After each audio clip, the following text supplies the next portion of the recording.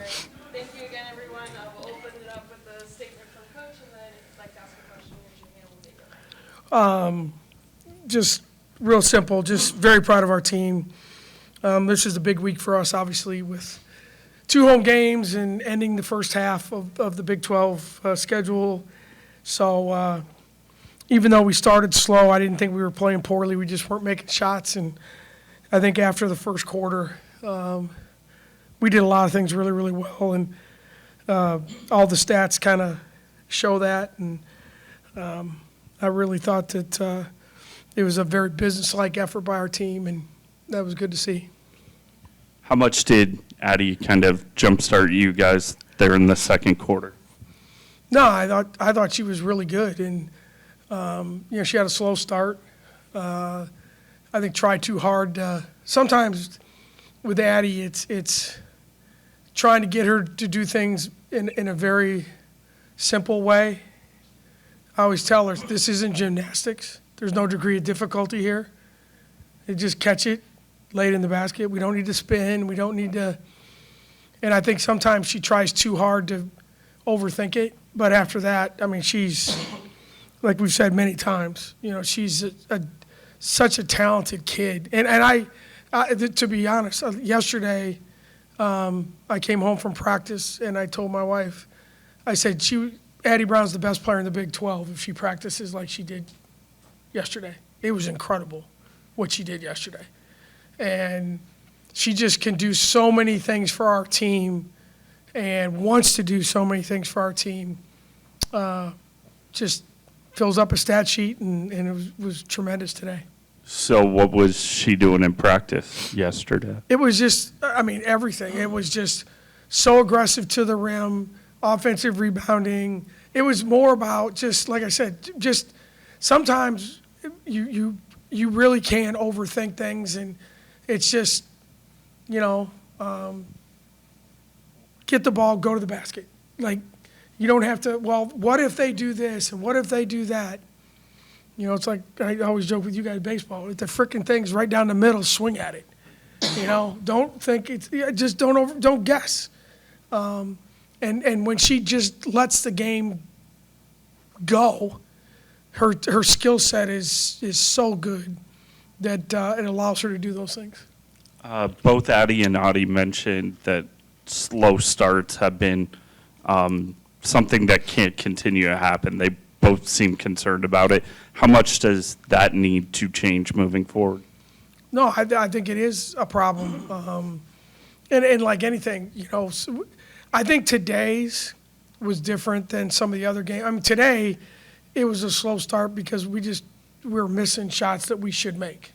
And is it a slow start because of the other team? It depends on the situation. Obviously, some of it comes to, what do you do in shoot around? How do you warm up individually? Obviously, the pregame speeches suck. It's like I always tell them, the first 5 minutes of the game is not the warm up. And sometimes I think, I got to get into the game. I don't really understand that. So we talked about it as a staff. Do we need to change pregame warm-up? Do we, excuse me, are there things that we can do differently? Some of it falls on them, obviously. But yeah, it's you can't just rely on being at home and being down 11 in the first quarter and think that, well, we'll just time to turn it on and we'll go. So we've discussed it a lot. Obviously, we've got to figure it out because we haven't yet. What did it mean to have Emily back tonight, just her overall presence? It's just, I don't know. I've talked so much about her that there's just something about her that calms everyone down. She's very vocal on a team that isn't vocal, and that's the norm. Kids are on their phone all the time. They don't talk to anybody, and so they're not going to talk on the basketball court. And it's just, she just knows what needs to be done, when it needs to be done, and she's done it here for 5 years, and it's like anything else. It's just, her numbers weren't great, but I can tell you that it's just when she is in the game or when she's in practice, there's a collective. It's like it's like my wife's favorite blanket when she watches TV. You know, every night she's got this blanket on that coincidentally the BYU coach gave her as a gift when they came in the league. Very nice blanket. I couldn't afford to buy it for her, but I think it's just that. It's just there's just a comfort level there that everyone knows and feels. Keeping with Emily a little bit, before Addie's run, and I think it's sort of the Kelsey 3 too, you strung together some stops after you couldn't get any. And it seemed like Emily had 3 early steals. You got very disruptive on the defensive end. Can you talk about her contribution to that, but just how the team all pitched in and kept that going? Yeah, we're not going to be ever a group, a team, a program that people are going to, say, oh, they're a great defensive team. I don't think that's completely accurate. I think we're a team that's very smart, very opportunistic. We talk about don't go for steals. You get them because you play hard, you're in the right place, the scouting report. And Emily Ryan checks off all those boxes. And I thought as a group, there was a couple of things that we spent a lot of time on for 2 days. And I thought the majority of the game, we did them really, really well. And, for us to get 11 steals that's pretty much, that's kind of surprising. But yeah, Emily is the one that kind of starts all of that because, she understands the game and she's one play ahead in a lot of ways, especially defensively. She's one thought ahead, and that's where she ends up getting them.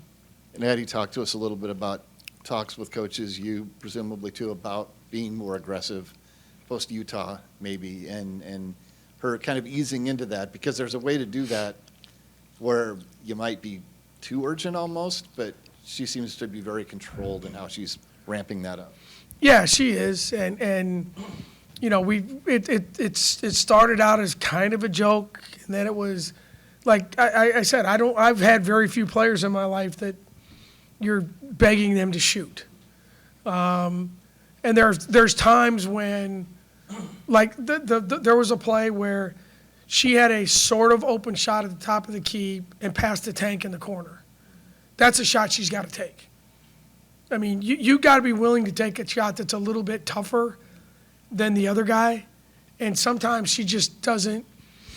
She doesn't think that way because she wants to pass first, or she's analyzing everything. And I told her, you like the quarterback. Snap the ball. He's open. Don't worry about your second through fourth read. Throw him the ball. And she shows signs of it, and it's just one of those things that she just, because she can do so many things, and because she really enjoys throwing the ball to Addie. Like, Addie should, go home every night. I'm the luckiest post player in the history of the sport because I got every guard. I got Emily Ryan and Addie Brown throwing me the ball, and every day in practice the coaches are screaming at the guards to throw the ball to 55. So, and Addie does it almost to a fault at times. So, happy to see her do the things she did today because I just want people to recognize how good she is. We know, but you got to go out and play that way too. Coach, kind of an odd one from me, but coming into this game and looking at the next 10 games that you have to finish the regular season, was tonight where you expected you'd be after this game, or did your confidence rise with what your players were able to do in that one? I'm never very good at that, like where I thought they'd be. I understand. I think it's a very good question. I just don't know. I live in such a world of literally today and this game, and if you look backwards and go, well, what if this happened and what if that happened, and I just don't. I'm not good at that. I'm just not. But I think the biggest thing is I'm more focused, Connor, on all right, what's ahead? What are the possibilities? Like you guys have heard me say ad nauseum, can we get through January and wake up when the calendar turns to February, which is basically the end of the season, we have one game in March. Are we playing games that matter, or are we like 2/3 of the schools in the country that say you have to play? There's a schedule and you're on a scholarship, you have to play tonight, rather than we get to play tonight and you get to still do things. So I'm not trying to avoid your question. I'm just not that smart about that kind of stuff. I don't do that very well. Not to get too similar to what Connor asked, but another big picture one, I guess, is, Yes. I mean, you've won 4 out of your last 5. Does it feel like you're kind of finding that rhythm and getting on this upswing? I think a combination of things. I think we've played well.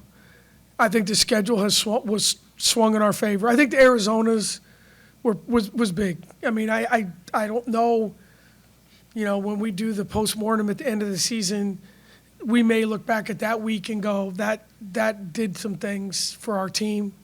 But I think our players understand the opportunity in front of them, and I think that they do feel like, all right, here are things that we can do, and when we do them, we can be competitive. And we've kind of been that way all year, with the exception of 2 games. And hopefully that'll be something that we can continue. And we just need to get through Saturday. We have to have 2 great days of practice, play Saturday, then we'll take 2 days off, and then we have to reload this thing again. But I think it's the only time, or one of the only times, we have back-to-back home games in the conference. And I've said to you guys, school started yesterday. So I think this is a really huge week for us in a lot of ways, to just kind of like, all right, where are we? What are we doing? And I think our team understands that, and we've talked about it a lot. So hopefully tomorrow we'll be back to work. Thank you, guys. Thank you, everyone. Appreciate your time. Should have got more into the blanket. You're just the king of the What's it called? It's a